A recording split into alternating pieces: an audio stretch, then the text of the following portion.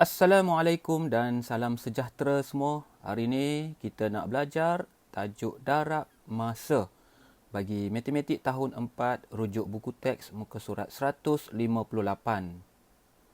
Sebelum tu kena faham dulu ya berkaitan dengan perkaitan masa. Okey, perkaitan masa tu macam ni lah.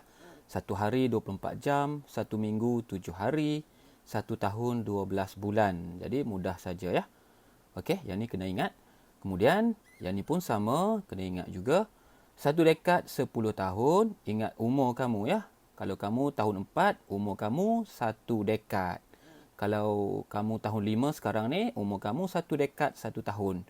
Kalau kamu tahun 6, umur kamu 1 dekad 2 tahun. Okey, cara mudah nak ingat. 1 abad 100 tahun, ingat umur Tun Mahathir. Okey, menghampiri 100 tahun. Dan 1 abad juga bersamaan dengan 10 dekad. Alright.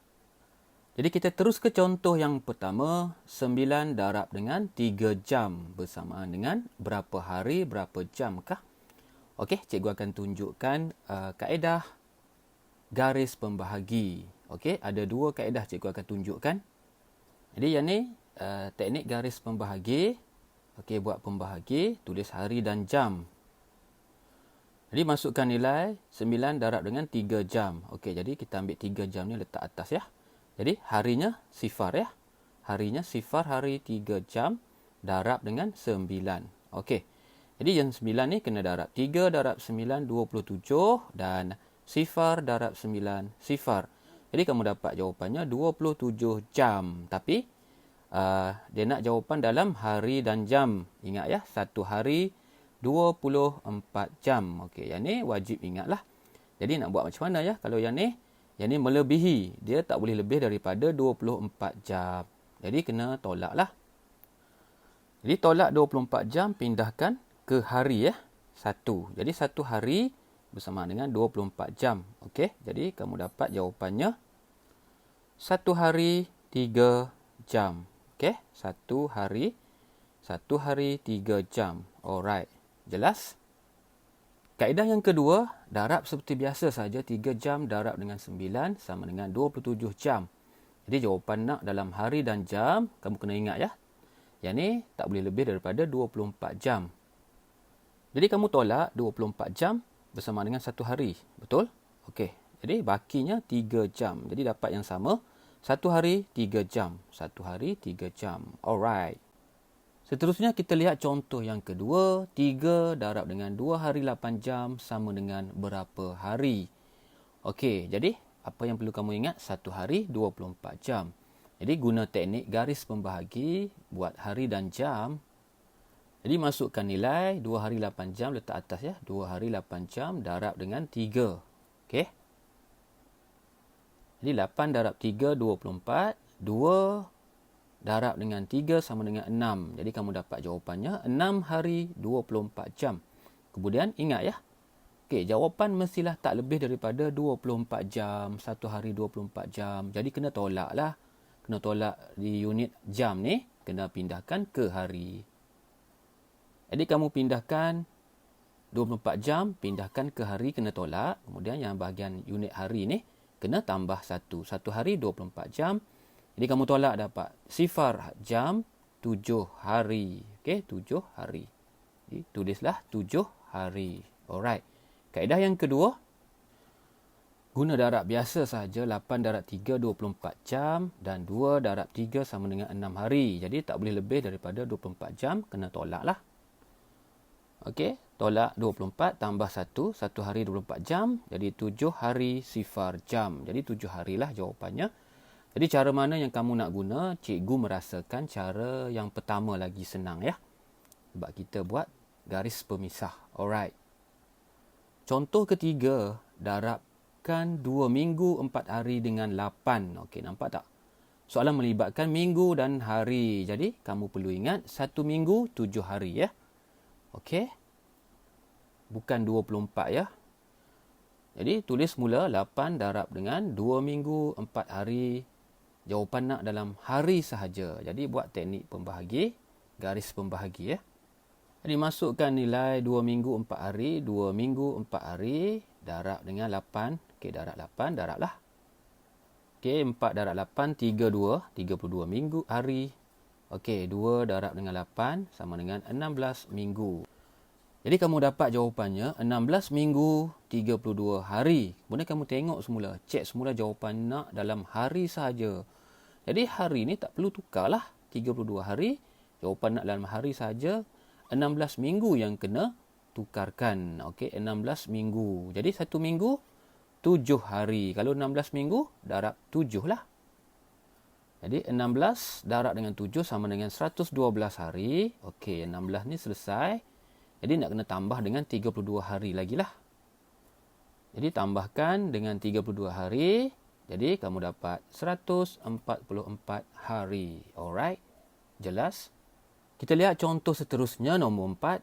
5 darab dengan 16 bulan. Okey, jawapan nak dalam tahun dan bulan. Jadi kamu perlu ingat 1 tahun 12 bulan. Okey, Januari, Februari sampai Disember. Ada 12 bulan ya. Jadi buatlah teknik pembahagi tadi.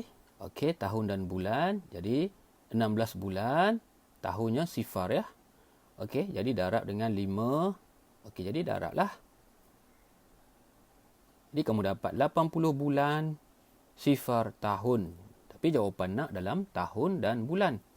Okey, jadi macam mana nak kira yang ni ya? Nak tolak yang ni 1 tahun 12 bulan. Susah betul tak? Jadi kamu gunakan bahagi bentuk lazim. Jadi 80 bahagi dengan 12. Jadi bahagi 80 bulan. Okey, 80 bulan bahagi dengan 12.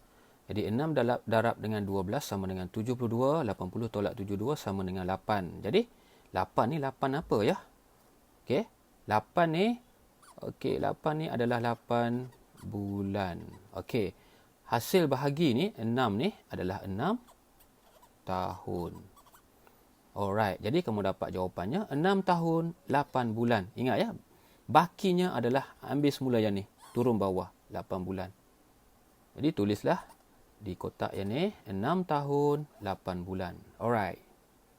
Contoh kelima, 10 darab dengan 3 dekad 7 tahun bersamaan dengan berapa dekad? Okey, ingat ya, jawapan nak dalam dekad saja. Jadi buat teknik garis pembahagi, buat dekad dan tahun. Dimasukkan nilai 3 dekad 7 tahun darab dengan 10. Jadi darablah. Jadi kamu dapat 7 darab 10, 70. 3 darab 10, 30. Jadi kamu dapat 30 dekad 70 tahun. Jadi kamu kena ingat ya, 1 dekad 10 tahun. Jadi dia tak boleh lebih daripada 10 tahun sahaja. Jadi 1 dekad 10 tahun, 2 dekad 20 tahun, kalau 7 dekad 70 tahun. Alright. Jadi 7 dekad 70 tahun ya. 7 dekad 70 tahun tolak 70 tambah 7 di sini. Jadi kamu dapat sini sifar, di sini 37.